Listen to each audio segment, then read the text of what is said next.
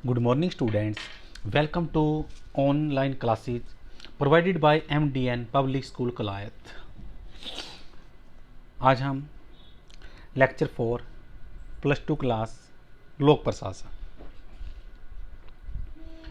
के लेसन 6 के लेक्चर 4 में पढ़ेंगे। मुख्य कार्यपालिका किसे कहते हैं, उसके प्रकारों का वर्णन करें। इससे पहले मैं एक बार जो हमारा लेक्चर 3 था 1 था उसके बारे में रिपीट कर लेते हैं कि हमने उसमें क्या पढ़ा था बेटा। हमने उसमें पढ़ा था भारत के नियंत्रक तथा महालेखा परीक्षा की स्थितियों का वर्णन कीजिए। तो इसमें क्या था, भारत में संसदीय शासन प्रणाली को अपनाया गया। देश के वित्त पर संसद का नियंत्रण था। सरकार संसद की आज्ञा के बिना किसी प्रकार का कोई भी खर्च नहीं कर सकती थी, अर्थात उसकी जांच पड़ताल होती थी। वो क्या देखती थी, वो यह देखती थी कि संसद ने जिस चीज़ के ऊपर उनको रुपया खर्च करने के लिए रुपए दिए हैं, वो पैसा उसके ऊपर यूज हुआ है क्या नहीं। आगे पढ़ा था हमने इसकी रचना के बारे में। भारत में इस पद की स्थापना 1990 में अंतर्गत की, परंतु उस समय यह पद पूर्ण रूप से स्वतंत्र नहीं था। फिर आया 1935 मैंने एक और लिखवाया था, इंडियन का भारत सरकार अधिनियम पास किया गया। इस पद को पूर्ण रूप से स्वतंत्र कर दिया गया। उसके बाद आया बेटा नियुक्ति।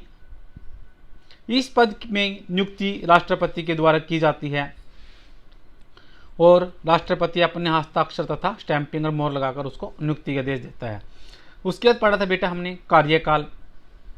नियंत्रक तथा महालेखा प्रशिक्षक CAG अधिकतम अपने पद पर 6 वर्ष तक या अपने पद पर रहता है, परंतु उससे 65 वर्ष की आयु में रिटायर कर दिया जाता है।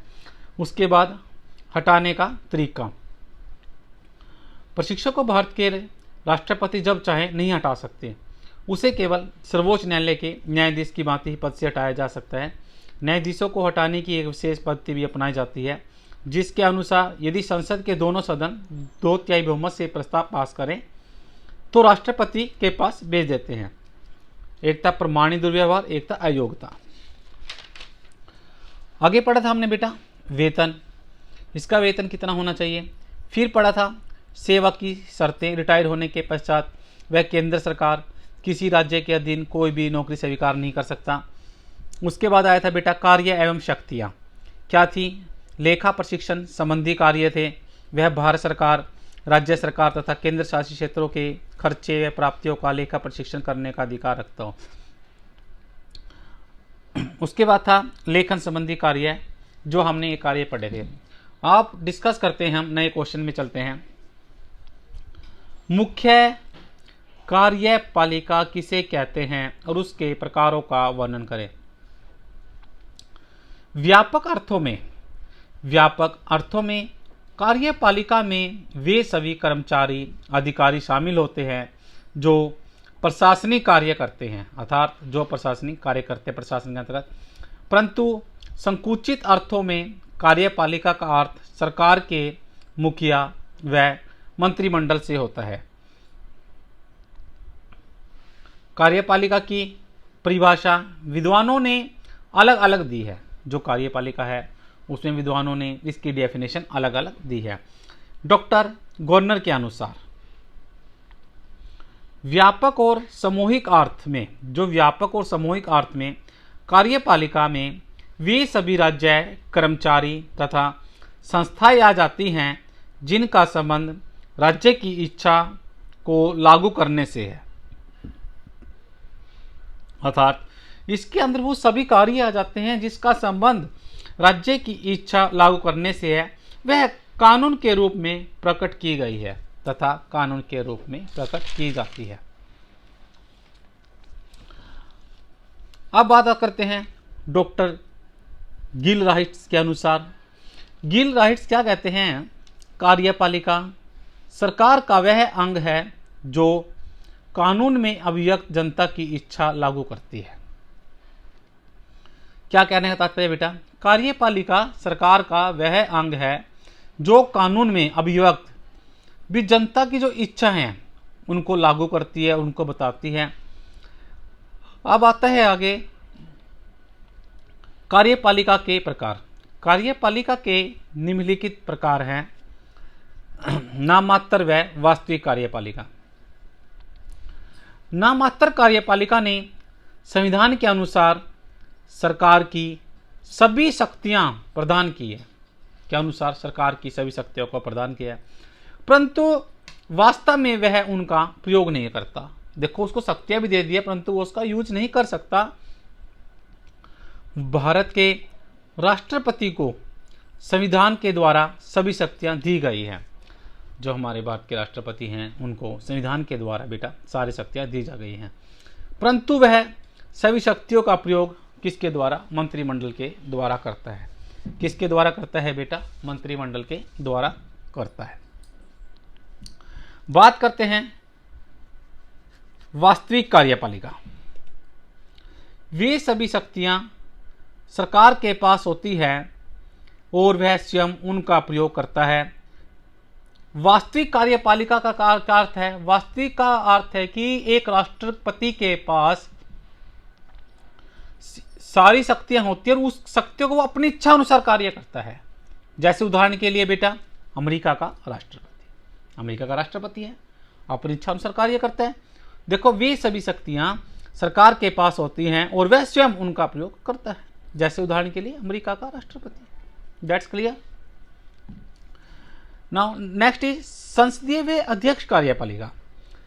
जिस देश में संसदीय शासन प्रणाली पाई जाती है वहां मंत्रिमंडल मुख्य कार्यपालिका होती है। कहते हैं जिस देश में संसदीय शासन प्रणाली होगी वहां मंत्रिमंडल भी मुख्य कार्यपालिका होती है। प्रधानमंत्री होता है, वह संसद के प्रति भी उत्तरदायी होता है। मुख्य कार्यपालिका व विधान पालिका में जो मुख्य कार्यपालिका है और विधान पालिका है उनमें क्या है? गहरा संबंध है। क्या है? गहरा संबंध पाया जाता है। जैसे कि भारत, ब्रिटेन, ऑस्ट्रेलिया, कनाडा इत्यादि देशों में संसदीय कार्यपालिका पाई जाती है। Can you repeat it?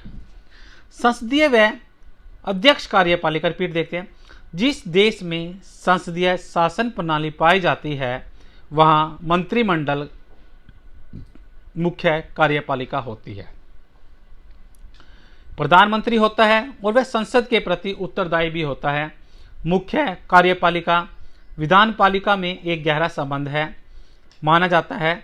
Bharat, Britain, Australia और कनाडा देशों में संसदीय कार्यपालिका पाई जाती है। इन देशों में संसदीय कार्यपालिका पाई जाती है।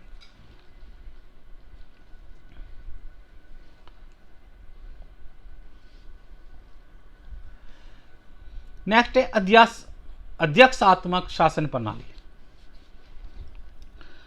अध्यक्षात्मक शासन प्रणाली में राष्ट्रपति मुख्य कार्यपालिका होता है।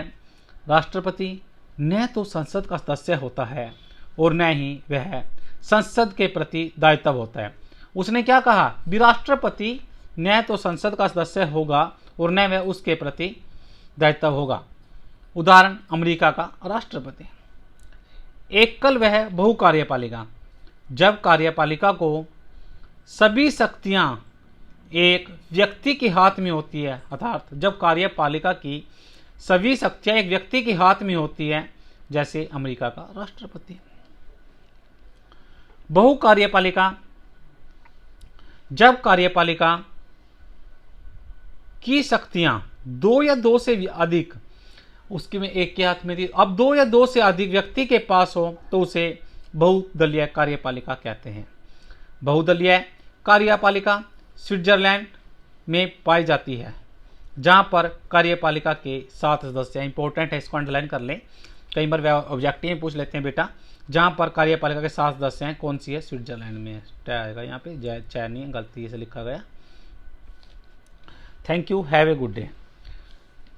आज थोड़ी सी वीडियो में बेटा